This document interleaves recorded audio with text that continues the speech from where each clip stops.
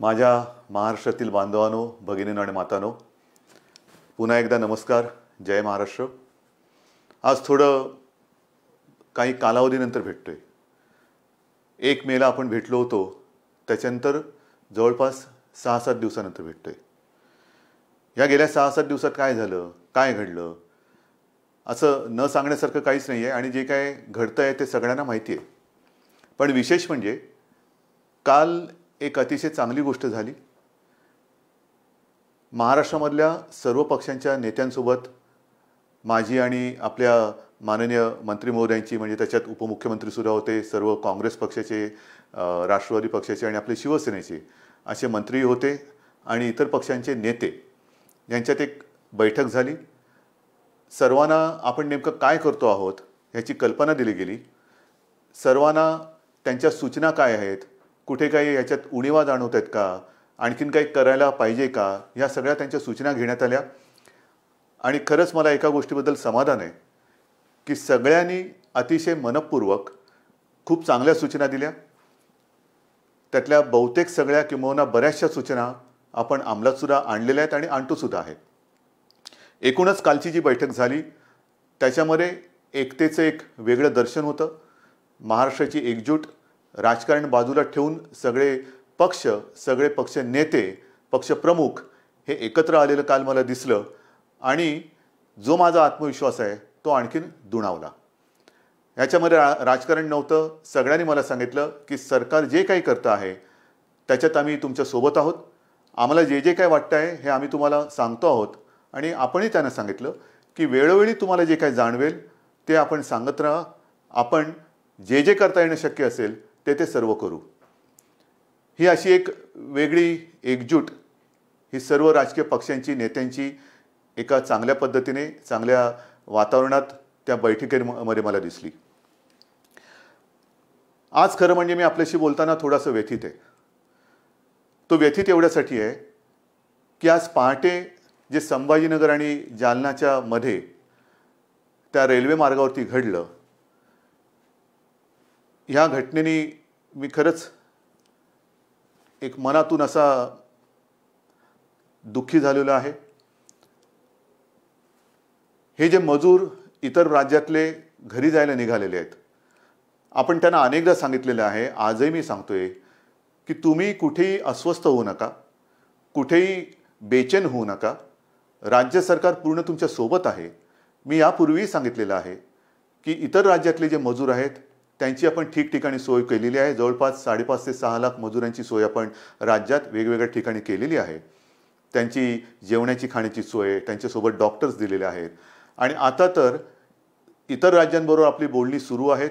इतर राज्यांमध्ये सुद्धा ट्रेन, रेल्वे आपण सुरू करून ज्या ज्या राज्यांमधले हे मजूर जिथे जिथे जाऊ इच्छितात तिथे केंद्र सरकार, आपलं राज्य आणि ज्या राज्यात हे जाऊ इच्छित आहेत त्या राज्यांच्या सरकारबरोबर बोलून आपण ह्या ट्रेनची सोयसुद्धा केलेली आहे. सुरुवात झालेली आहे. 1-2-5 दिवसापासून ट्रेन सुरू झालेले आहेत. मुंबईतून सुरू होत आहेत, पुण्यातून सुरू होत आहेत. पण हे करत असताना गर्दी होता कामा नये.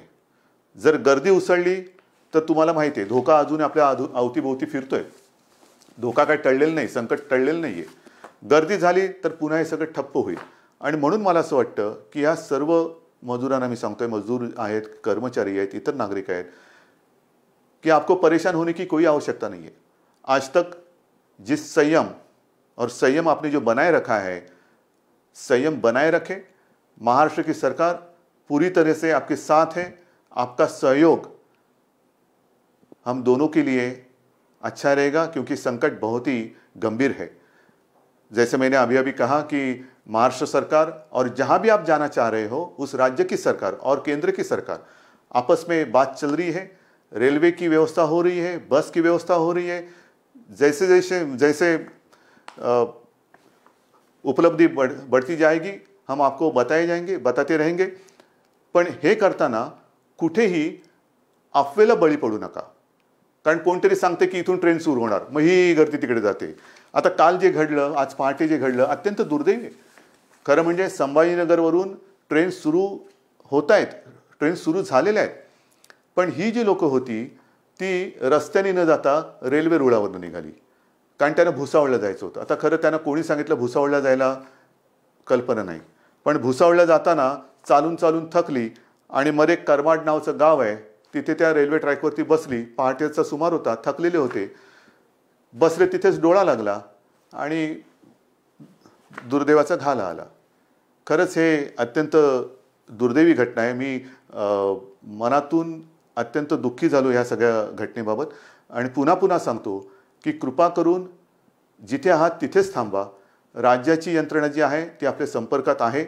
जसजशी आपली सोय होईल तसतसं आपण तुम्हाला घरी पाठवतो आहोत. तुम्हाला घरी पाठवल्याशिवाय आम्ही शांत बसणार नाही.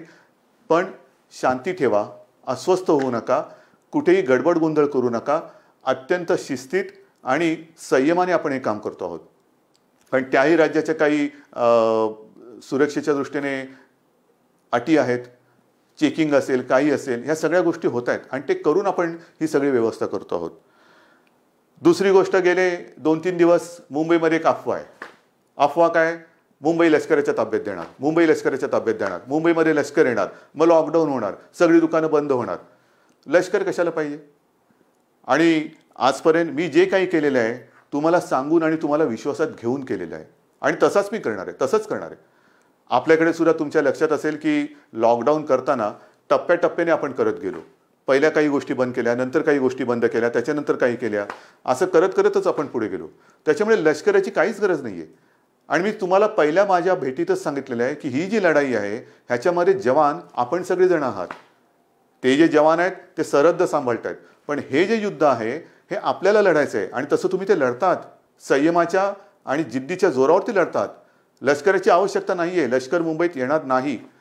पण जी एक आपण काळजी घेतोय, या सगळ्या गोष्टी मला तुम्हाला पुन्हा पुन्हा मी मुद्दामून सांगतोय कारण आपल्या मनात कुठे गोंधळ गडबड होता कामा नये, गैरसमज तर अजिबात होता कामा नये. मी पहिल्या दिवसापासून सांगतोय की हे संकट गंभीर असलं तरी सरकार खंबीर आहे. मग खंबीरता म्हणजे काय? काही दिवसापूर्वी पाहिलं असेल, मी स्वतः या बांद्रा कुर्ला कॉम्प्लेक्सच्या मैदानात गेलो होतो जिथे मोठं आपण कोविड केअर सेंटर उभारतोय, प्रथम उपचार केंद्र. तसंच रेसकोर्सला उभारतोय, तिथे वरळी डोममध्ये केलेलं आहे, गोरेगावचे एक्झिबिशन ग्राउंडमध्ये केलेलं आहे. कदाचित बांद्रा कुर्ला कॉम्प्लेक्समध्ये आपण ते आणखीन दुप्पट करू, आणखीन काही ठिकाणी वाढू. काय हे सगळं करतोय की हे संकट रोखताना समजा आपल्याला काही लोकांची सोय त्याच्यात करण्याची आवश्यकता वाटली, प्राथमिक केंद्रामध्ये म्हणजे कोणाला ऑक्सिजन देण्याची गरज लागली, समजा आता जे आपल्याकडे केसेस येत आहेत 80% ॲसिम्प्टोमॅटिक आहेत पण पॉझिटिव्ह आहेत, मग त्यांना ठेवायचं कुठे? तर त्याच्यासाठी ह्या आपण सोयी वाढवतो आहोत. पण हे वाढवताना पुढचा पावसाळासुद्धा लक्षात घेतला पाहिजे. समजा पाऊस पडला, मुंबईचा पाऊस तुम्हाला माहिती आहे, त्रेधा तिरपीट उडवतो, मग त्यावेळेला काय करणार? हॉस्पिटल्स कमी पडता कामा नये. म्हणून मी स्वतः केंद्र सरकारला विनंती केली आणि ती मान्यसुद्धा झाली की जिथे जिथे राज्यामध्ये आपल्या केंद्र सरकारच्या ज्या काही यंत्रणा आहेत, मग रेल्वे आहे, BPT आहे, अगदी मिलिटरीसुद्धा आहे, त्यांची हॉस्पिटल्स आणि डॉक्टर्स हे जर का आम्हाला आवश्यकता लागली तर वापरण्याची आम्हाला परवानगी द्या. हे करणं काही गैर नाही आहे, कारण पुढचा धोका आपल्याला उद्भवू नये, उद्भवणार नाही. पण जर का आवश्यकता लागली तर त्या हॉस्पिटलची आणि डॉक्टर्सची व्यवस्था ही त्यांना आधी सांगून ठेवलेली बरी की जेणेकरून नंतर धावपळ नको. आणि त्याच पद्धतीने आणखीन एक माझ्या मनात विचार आहे, कारण आता सगळ्या यंत्रणा आपल्या प्रचंड तणावाखाली काम करत आहेत. डॉक्टर्स आहेत, नर्सेस आहेत, आपले सफाई कामगार आहेत, आपली महसूल यंत्रणा आहे, पोलीस तर आहेतच. पोलीस तर पहाऱ्यावरती राहून राहून राहून तणावाखाली थकून जात आहेत, काही आजारी पडत आहेत, काही पोलीस तर बिचारे मृत्युमुखी पडले, आपल्यासाठी लढताना मृत्युमुखी पडले, आपल्यासाठी लढताना ते आजारी पडत आहेत. तणावाखाली त्यांना विश्रांती घ्यायला एक क्षणभर सुद्धा मिळत नाहीये. त्यांना सुद्धा थकवा आहे. माणसं आहेत, ही डॉक्टरसुद्धा माणसं आहेत, पोलीससुद्धा माणसं आहेत. आजारी पडल्यानंतरच बाजूला करणं हा क्रूरपणा ठरेल. त्यांना सुद्धा मध्ये मध्ये कुठेतरी एक विश्रांती देण्याची गरज आहे आणि त्याच्यासाठी माझ्या मनात एक विचार आहे, तोही आत्ता आपल्याला सांगतो. पण ह्याचा लगेच चुकीचा अर्थ लावू नका. माझ्या मनात असा विचार आहे की केंद्र सरकारला मला सांगायचं आहे की जर का अधिकचं मनुष्यबळ लागलं, ह्या पोलिसांना आम्हाला थोडी विश्रांती देण्याची आवश्यकता लागली तर काही दिवस पोलिसांना टप्प्याटप्प्याने विश्रांती देऊन त्यांना पुन्हा आणायचं, यांना टप्प्याने विश्रांती द्यायची, पुन्हा आणायचं. समजा काही पोलीस आजारी पडलेत, त्यांना निदान बरे होण्याची तरी वेळ दिली पाहिजे. बरं झाल्यानंतर त्यांच्यातला थकवा तर गेला पाहिजे. तर तोपर्यंत जर अधिकचं मनुष्यबळ लागलं तर ते केंद्र सरकारकडे आपण कदाचित मागणी करू. मग ते मागितल्यानंतर लोक म्हणजे काही जण काय म्हणतील, बघा यांनी लष्कर बोलवलं. लष्कर नाही, पोलिसांच्या बद्दल जर का त्यांचा थकवा किंवा ना त्यांना विश्रांती देण्यासाठी मनुष्यबळ लागलं तर त्याची आपण मागणी करणार आहोत. म्हणून सगळ्या बाजूने आपण तयारी करतो आहोत. हॉस्पिटलची सोय करतोय, डॉक्टर्सची सोय करतो आहोत, पोलीस लागले तर त्यांची सोय करतो आहोत. पण हे करताना तुमच्या मनात कुठेही भीती किंवा गैरसमज असता कामा नये, म्हणून हे मी मुद्दामून तुम्हाला आज सांगतो आहे. या सगळ्या गोष्टी करत असताना आणखीन एक महत्त्वाचा विषय आहे, परप्रांतीय मजुरांना आपण पाठवतो आहोत. तसंच त्या राज्यात आपली जी काही मजूर असतील त्यांना आपण परत आणतो आहोत. ट्रेननी येतील, ट्रेननी जातील, काही वेळेला बसेस, जसं कोट्याचे विद्यार्थी आपण बसेस पाठवून त्यांना घेऊन आलो. इतर राज्यात काही आपले विद्यार्थी आहेत त्यांना आपण घेऊन येणार आहोत. काही ठिकाणी तर राज्यांतर्गत विद्यार्थी कुठे कुठे अडकलेले आहेत. राज्यांतर्गत वाहतुकीचं काय, तुम्ही बाहेरच्या लोकांना पाठवतात, बाहेरच्या लोकांना आणतात, मग राज्यातल्या राज्यात आमचं काय, या सगळ्या गोष्टी आपण करणार आहोत. पण ह्या करताना सुद्धा मोजून मापून आपल्याला करावे लागणार आहेत. मोजून मापून. आपण गेल्या वेळेलाच मी सांगितलं होतं की आपल्या राज्यात रेड झोन, ऑरेंज झोन आणि ग्रीन झोन असे 3 झोन केलेले आहेत. त्याच्यात ग्रीन झोनमध्ये आपण जरा शिथिलता जास्त दिलेली आहे, ऑरेंज झोनमध्ये त्या प्रमाणात शिथिलता दिलेली नाही, आणि रेड झोनमध्ये त्यातल्या त्यात कंटेनमेंट झोन एरियामध्ये तर बिलकुल आपण शिथिलता आणत नाही आहोत, अजिबात नाही. कारण कंटेनमेंट झोन, रेड झोन इथे अजूनही आपल्याला या केसेस सापडत आहेत. विशेषतः मुंबईत आहेत, संभाजीनगर आहे, पुणे आहे, मालेगाव आहे, नागपूरमध्ये काही विभागात आहेत, अशा काही ठिकाणी आहेत. इकडे ये जा करता येणार नाहीये. कारण ही ये जा जर का आपण सुरू केली मग इतके दिवस हे बंद ठेवून उपयोग काय त्याचा. हा लॉकडाऊन सगळा फुकटच आहे. लॉकडाऊन म्हणजे मी मागेच बोललो होतो की गतिरोधक आहे, गतिरोधक. आजपर्यंत आपण ह्याची गती रोखण्यामध्ये यश जरूर मिळवलेलं आहे, पण अजूनही चेन तोडण्यामध्ये आपल्याला यश नाही मिळालेलं. त्यांची जी साखळी आहे, त्या विषाणूची साखळी तोडण्यात अजून आपल्याला यश नाही मिळालेलं. ते आता तोडायचंच आहे. ते तोडल्याशिवाय आता राहायचंच नाही. कारण नाहीतर किती दिवस चालू राहणार. लॉकडाऊनचं काय होणार, 17 तारखेपर्यंत लॉकडाऊन आहे, पुढे काय होणार, किती दिवस आपण वाढवत राहणार. म्हणून आपला आता हा प्रयत्न असा असला पाहिजे की एकदाच काय ते आपण कडक ही सगळी बंधनं पाळूया आणि या विषाणूचा संसर्ग, ह्याचा जो काय प्रसार आहे तो कायमचा संपवूया. त्याच्यासाठी आता आपल्याला तयारी करायची.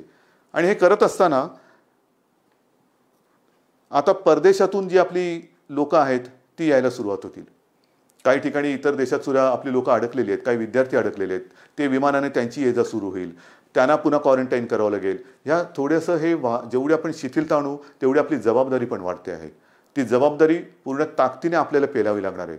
आणि म्हणून आपल्याला जी मी विनंती करतो आहे की आपलं जे सहकार्य आजपर्यंत तुम्ही दिलेलं आहात तेच यापुढे सुद्धा काही दिवसासाठी हे आपल्या सरकारला तुमच्यासाठी लागणार आहे. मग कोणीतरी मध्ये सांगतं की मुंबईमधल्या टेस्ट कमी करणार का, अजिबात नाही आहे. आजपर्यंत मी इतर राज्यांची तुलना नाही करत, पण गेल्याही वेळेला आकडा सांगितलेला तुम्हाला, 1.5-2 लाखाच्या आसपास महाराष्ट्राने टेस्ट केलेले आहेत. एकट्या मुंबईने लाखाच्या वरती टेस्ट केलेले आहेत. टेस्ट कुठेही कमी नाही होणार, अजिबात नाही होणार.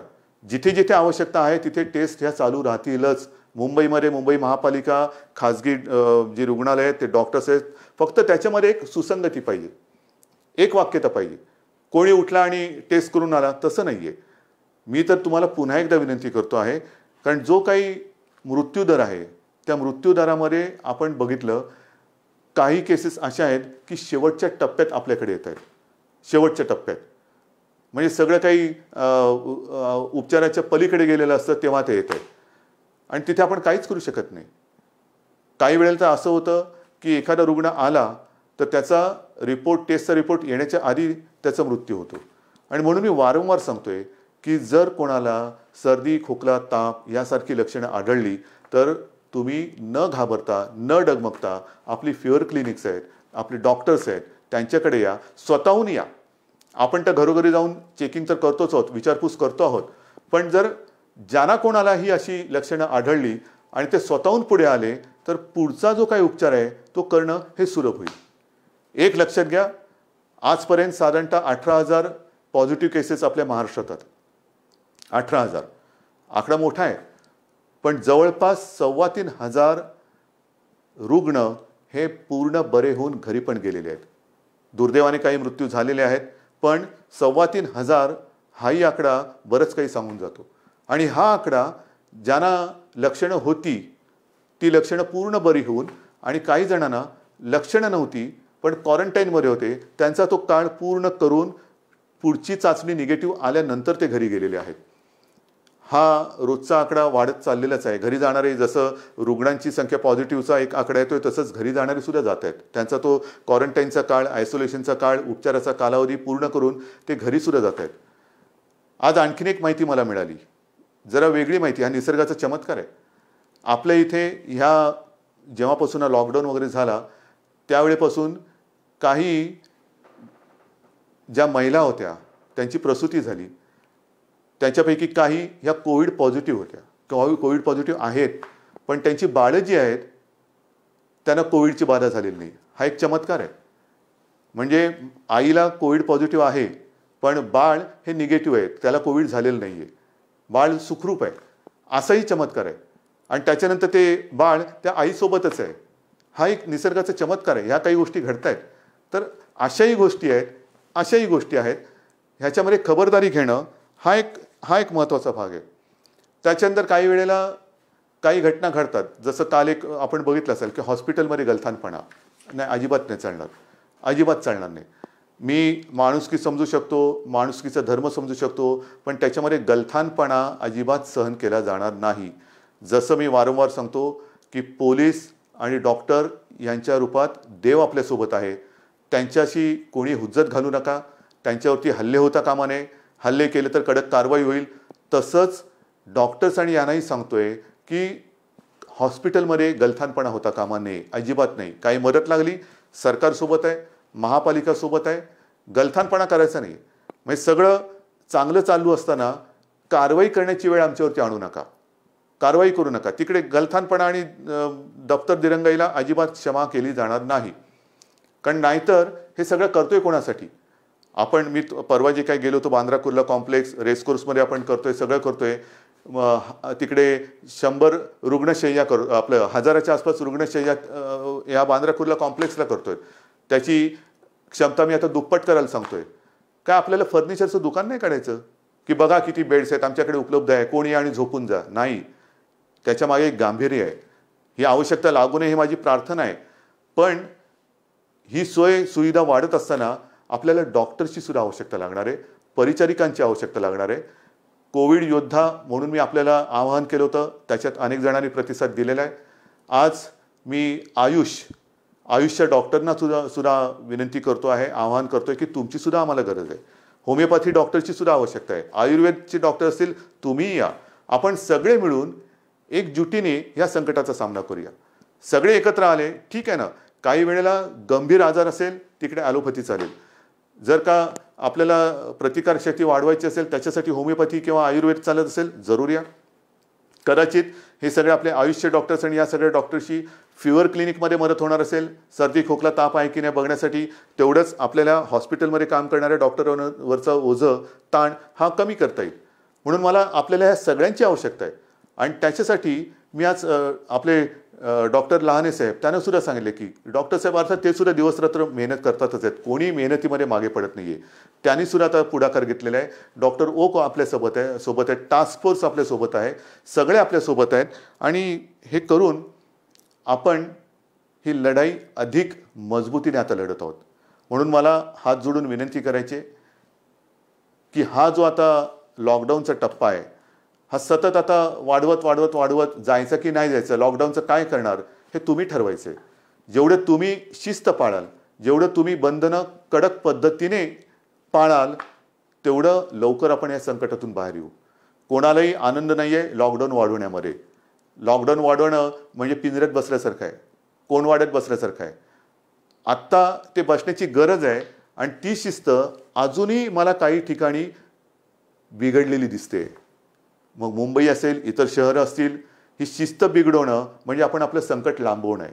जेवढं तुम्ही हे बंधन तोडायला बघाल तेवढं हे बंधन अधिकाधिक तुमच्याभोवती आपला फास आवडत जाईल.